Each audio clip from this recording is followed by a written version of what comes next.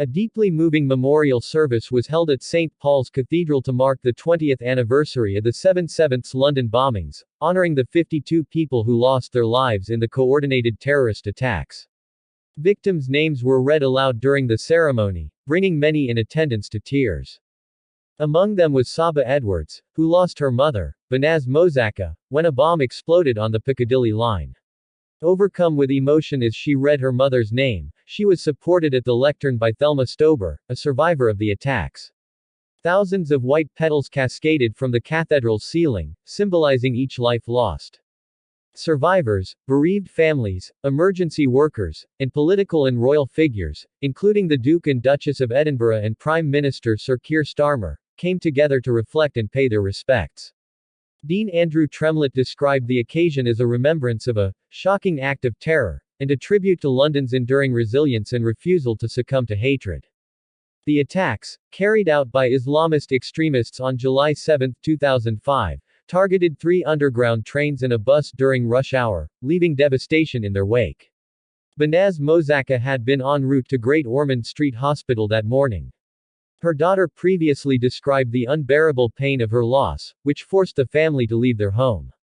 Thelma Stober, severely injured at Aldgate Station, recalled being thrown onto the tracks, impaled by debris, and desperately pleading for help as rescuers approached.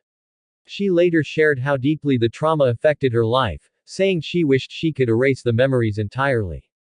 During the service, 4 candles were brought to the altar by members of the emergency services, each representing one of the attack sites: Russell Square, Aldgate, Edgware Road, and Tavistock Square. Readings about each location followed, including remarks by George Saradakis, who was driving the number 30 bus that was destroyed in Tavistock Square, and Graham Fawkes, whose son David died at Edgware Road. Fawkes spoke about the unshakable strength of Londoners, declaring that the attacks failed to break their spirit and instead strengthened the city's resolve to foster hope. King Charles III, in a message marking the anniversary, encouraged unity in the face of division, commending the extraordinary courage shown by both rescuers and survivors. He expressed special prayers for all who continue to carry the physical and emotional wounds of that day. The Prince of Wales laid flowers and spoke with survivors, including Thelma Stober, at a separate service in Hyde Park. Kemi Lasisi Ajao, a hospital worker who aided victims on the day of the attacks, shared with the prince that she had met the late Queen Elizabeth II during her visit to Royal London Hospital shortly after the tragedy. Across the capital, events were held at each bombing site. At Russell Square, floral tributes were laid. Edgware Road observed a moment of silence at exactly 8:49, the time of the first explosion. Later in the morning, families and emergency responders gathered at Tavistock Square to remember the final attack, which occurred at 9:48. Sir Keir Starmer and Mayor Sadiq Khan also laid wreaths at the 7/7 Memorial in Hyde Park. Sir Keir emphasized the nation's enduring unity in the face of terror, saying, "Those who tried to divide us failed.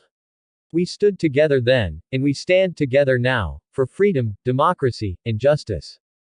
King Charles also reaffirmed the importance of nurturing a society built on mutual respect, regardless of faith or background. He praised those who helped in the aftermath and highlighted how communities rallied together, turning tragedy into a symbol of strength and solidarity.